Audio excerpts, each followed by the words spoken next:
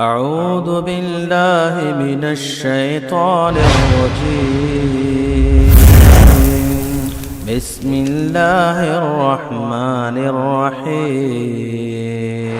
اب تو شرک کی یہ کیفیت ہو چکی ہے، بدعقیدگی کا یہ حال ہو چکا ہے۔ کسی دور میں اہل شرک کہا کرتے تھے پکارو سیدنا علی کو، تمہاری پکاریں قبول ہو جائیں گی۔ اب قبر پرست مولویوں نے دل کے رازوں پر بھی اپنے پیروں فقیروں کا کنٹرول کر دیا ہے۔ انڈیا حیدرآباد کے ایک مولوی صاحب ہیں نقشبندی صاحب، وہ ایک پیر جیلانی کے مرید کا قصہ بیان کرتے ہیں کہ وہ مرید صاحب 70,000 کے مجمع کے اندر بیٹھے پیر جی کا درس سن رہے تھے۔ درس سنتے سنتے پیٹ میں گڑبڑ ہوئی، مروڑ اٹھا، ادھر دیکھا تو 40,000، ادھر دیکھا تو 20,000، آگے پیچھے انسانوں کا سمندر ہے، اور یہ درمیان مسجد میں بیٹھا پیر جیلانی کا درس سن رہا ہے۔ پریشان ہو گیا، کپڑے خراب ہو گئے تو مسجد بھی خراب ہوگی، کیا کروں گا؟ بول بھی نہیں سکتا، شاہ صاحب درس دے رہے ہیں، کس کو کیا کہوں؟ اس نے اپنے دل ہی دل میں پیر جیلانی کو پکارا۔ پیر جیلانی نے فوراً اپنے سر سے عمامہ اتارا اور پھینک کے مارا۔ وہ عمامہ اڑتا ہوا آیا اور اس مرید کے اوپر گرا۔ جو ہی پیر جیلانی کا عمامہ گرا، اس نے آنکھیں کھولی تو جنگل میں بیٹھا تھا۔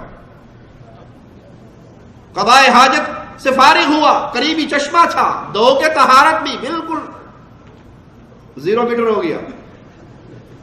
اچانک خیال آیا کہ میں تو ادھر مسجد میں بیٹھا پیر جیلانی کا درس سن رہا تھا، اور یہ کہاں جنگل میں، اور معاملات بھی ٹھیک ہو گئے، پیمپر کی ضرورت نہیں پڑی۔ ابھی یہ تصور دل میں کیا تھا کہ میں تو پیر جیلانی کے درس میں تھا، یک لخت آنکھ کھلتی ہے تو دیکھتے ہیں پھر وہیں پر بیٹھے ہیں۔ پھر فرماتے ہیں اسی مجلس میں ایک شخص تھا، اور وہ پڑے پائے کا بزرگ تھا، اللہ کا ولی تھا۔ وہ 70,000 کے بیچ میں بیٹھا ہوا ہے، اور انہیں انتہائی حاجت محسوس ہو رہی ہے، شدت سے حاجت، ضرورت محسوس ہو رہی ہے۔ وہ ٹوائلٹ جانا چاہتے تھے، اجابت خانہ بیت الخلا جانا چاہتے تھے۔ انہوں نے اپنی اجابت کو کنٹرول کرنا چاہا، جتنی دیر کنٹرول کر سکتے تھے کرے، لیکن اجابت اب اپنی انتہا کو پہنچی، شدت انتہا کو پہنچی، تو بڑے بے چین ہو گئے، کیونکہ اب 25-50 آدمی ہو تو ایسا ہٹا کے نکل جائیں گے، ادھر پلٹے تو 20,000، ادھر پلٹے تو 40,000، پیچھے دیکھے تو 50,000، کہاں سے جائیں گے؟ بیچ میں بیٹھے ہوئے، ضرورت آ رہی ہے، بے چین و بے قرار ہو گئے۔ اسی بے قراری کے عالم میں غوث پاک سرکار کی طرف متوجہ ہوتے ہیں، سرکار اب میں کیا کروں؟ دوران بیان غوث پاک سے عرض کرتے ہیں اب میں کیا کروں؟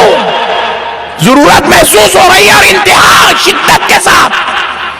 غوث پاک سرکار حالانکہ انہوں نے آواز نہیں دی، بس خالی اندر آپ کی طبیعت میں محسوس ہوتا ہے غوث پاک کیا کروں؟ غوث پاک سرکار ایسے بازو سے اپنا رومال اٹھاتے ہیں اور ان کی طرف پھینک دیتے ہیں۔ جیسے ہی پھینکے وہ رومال اڑتا ہوا ان کے اوپر جا کر گرتا ہے، اس بزرگ پر جن کو حاجت محسوس ہو رہی ہے۔ وہ فرماتے ہیں خدا کی قسم رومال قریب آیا، جب مجھ پر گرنے لگا تو میں اس رومال کے گرنے کے وجہ سے آنکھ یوں بند کیا۔ جیسے ہی بند کیا، پھر میں نے جب آنکھ کھولی تو میں کیا محسوس کرتا ہوں؟ ایک جنگل میں بیٹھا ہوا ہوں، ادھر پلٹ کر دیکھتا ہوں انسان تو انسان، چرند پرند بھی نظر نہیں آتا۔ تو مجھے شدت سے ضرورت آ رہی تھی، میں نے ایک کونا دیکھا اور وہاں ضرورت کر لی۔ ضرورت سے فارغ ہوا، پھر ایک جگہ گیا، پانی ملا، وہاں سے وضو بھی کر لیا۔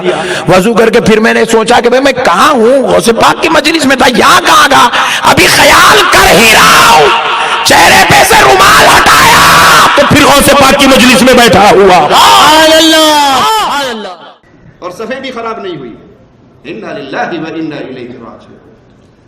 اس دور کے مشرک کم از کم زبان سے پکار کر غیروں کو بلایا کرتے تھے، اپنی حاجات رکھتے تھے۔ آج کے دور کا قبر پرست اپنی جاہل عوام کو درس دیتا ہے کہ اب زبان ہلانے کی ضرورت نہیں، دل ہی دل میں اگر پیر جیلانی کو پکارو گے تو پیر جیلانی تمہارے دل کے رازوں سے واقف ہے، صرف واقف نہیں، وہ ایک لمحے کے اندر پوری کائنات میں ایسا تصرف بھی کر سکتا ہے کہ بندے کو مسجد سے اٹھا کر جنگل میں لے جائے، غسل کروا کے واپس مسجد میں پہنچا دے۔ انا للہ و انا الیہ راجعون۔ یہ شرک کی وہ غلاظتیں ہیں جس میں گرفتار ہونے کے بعد آج اسلام اگرچہ غالب ہے لیکن اسلام کا نام لینے والے اکثریت مغلوب ہو رہی ہے، کیونکہ وہ رسول اللہ صلی اللہ علیہ وسلم کے پیغام توحید کو بھلا چکے ہیں۔ ان کو پیغام کیا تھا، ان کو درس کیا تھا کہ تم نے جب بھی پکارنا صرف ایک اللہ کو پکارنا، جب مانگنا ایک اللہ سے مانگنا، سوالی بننا تو اللہ کے سامنے کلام الہی کے انداز پہ غور کرو۔ وَإِذَا سَأَلَكَ عِبَادِي عَنِّي فَإِنِّي قَرِيبٌ۔ اے محمد صلی اللہ علیہ وسلم، جب میرے بندے میرے بارے میں آپ سے سوال کریں تو پھر اللہ بہت قریب ہے۔ اللہ کے بارے میں سوال ہو، اللہ کہاں ہے؟ تو مالک نے پیارے نبی صلی اللہ علیہ وسلم کو حکم نہیں دیا کہ قل، آپ کہہ دیجئے، حالانکہ کلام الہی کا انداز بالکل یہی ہے۔ اگر آپ کچھ آیات پہ غور کریں، یسألونک عن الساعة قل انما علمها عند ربی، اے نبی صلی اللہ علیہ وسلم یہ آپ سے قیامت کے بارے میں پوچھ رہے ہیں، آپ ان کو جواب دیں کہ اس کا علم میرے رب کے پاس ہے۔ یسألونک عن الانفال قل، اے نبی جواب دو، یہ سوال کر رہے ہیں آپ جواب دو۔ یسألونک عن الخمر، یہ شراب کے بارے میں، جوئے کے بارے میں سوال کر رہے ہیں، قل، جواب دو۔ یسألونک ماذا ينفقون قل، یہ آپ سے سوال کر رہے ہیں اللہ کے نام پہ کیا خرچ کرے، جواب دو۔ یسألونک عن الجبال، یہ پہاڑوں کے بارے میں سوال کر رہے ہیں، فقل، ان کو جواب دیجئے۔